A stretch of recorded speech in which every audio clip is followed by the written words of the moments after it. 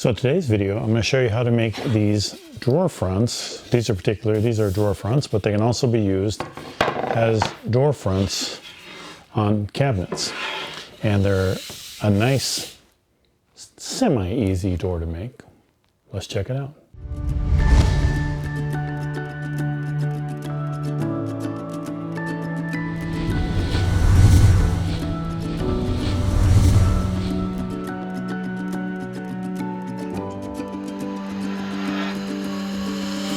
Okay, so these doors I decided to do for my cabinets, and these are my door and drawer fronts. These particular ones are drawers.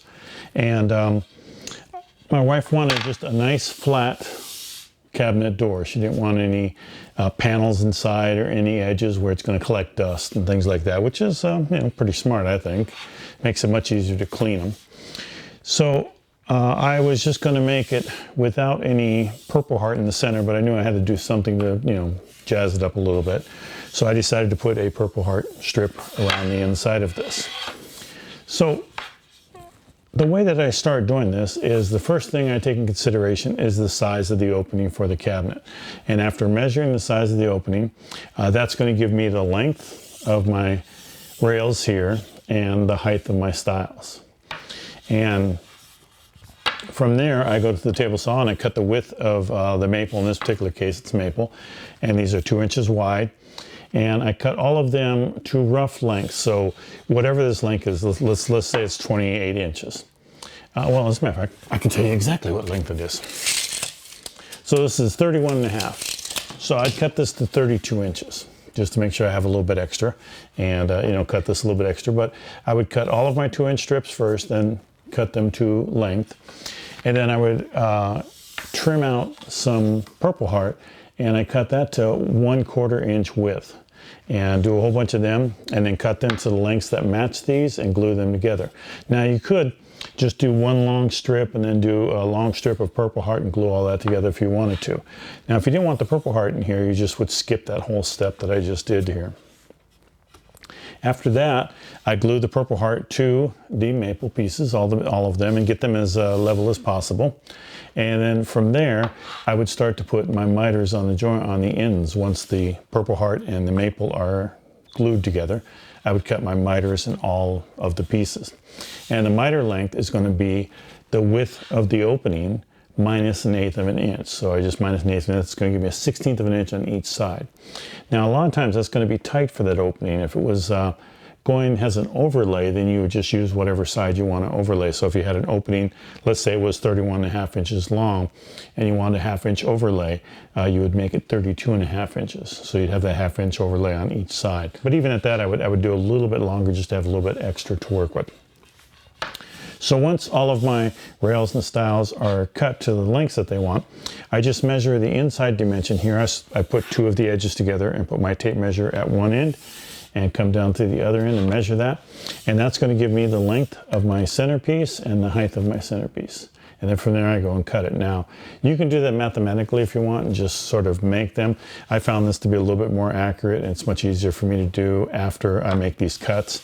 And sometimes not all of the drawer fronts, especially when they're inserted ones, are the exact same size. So there's going to be, 1/8 of an inch or so difference. And that way I can accommodate that on the drawers. So for the centerpieces, you can use either solid maple, which is what I used here, or you can use plywood, like maple plywood.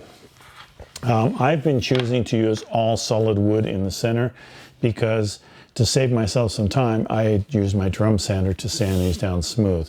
If I use the plywood in the center, I have to be very careful using the drum sander because if that plywood is canted just a little bit, it's going to, pull some of that finish off there, some of the finished maple, and it's going to go down into the cords below, which is going to basically ruin the door. So I just found it easier just to use solid wood in the center.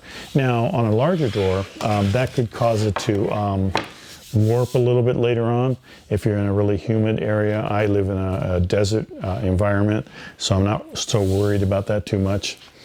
But after I get my centerpieces all cut, the next step is to go ahead and use the Biscuit joiner. Now, I use the Biscuit joiner because it makes it easy to line up everything.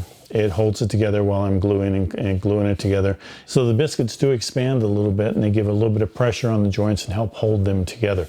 Now there have been cases where if the biscuits are fit too tight and they expand too much, they could possibly bulge out on the door, and that's possible. I've not had that problem, so I've not worried about that. Once all the biscuit holes are made, I go ahead and glue them all up, and you can see that process in this video right here. So I just glue all of the ends together, and I also have a biscuit joint on the miter part too to make sure that everything lines up. And what that does is that keeps it all in line as far as thickness goes. So at least one side is going to be relatively flat. After I have my doors all glued up, I go ahead and give them a finish, a rough sand, I should say, on the drum sander and get them down to where they're smooth all the way around. From there, I match each drawer to each drawer front to the drawer so that I want it to fit in there. So in my particular case, I would mark on the back of these, like this matches up with drawer number 1. And drawer number 1 is the one cabinet that I have over here. That's going to go on the top there, and that's going to go in that cabinet. So I got all the drawers labeled. So in this particular case, I have 2 3-drawer cabinets. So it goes from 1 to 6 for the drawers, and I will just keep them in that order.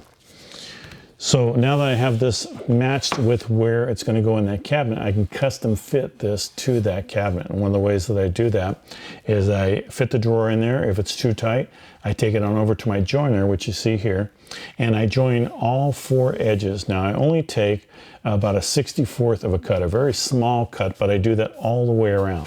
The reason I go all the way around is that it keeps the joints very symmetrical at the ends here, so that when my miter joints come out here, they're all the same. They're right at the edge there. They're not inside one or the other if you only join in one side.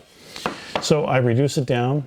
I make a path all the way around. I go ahead and try it back in there. If it fits loose enough to where I'm comfortable with that, then I keep it. If not, I go back and take another cut all the way around until it fits in there the way that I want. Now I want roughly, not quite, just about 1/8 of an inch all the way around. That gives some room for expansion if it happens to get wet or humid later on, or after you apply the finish to it, it's not going to stick in there, which is what you don't want. With that finished, then what I do is I go ahead and I bring this back to the drum sander, and I put in a much smoother grit. Before I was using 100 grit, now I put down to 180 grit. And I send all these drawers through and get a finished sand on them. Once I have a finished sand on these drawers, the next step is the router table. And I like to put a bull nose on this one side that's going to be facing out. And on the inside, I put a 45-degree chamfer on it. So that gives a nice finish to the drawer and to the drawers.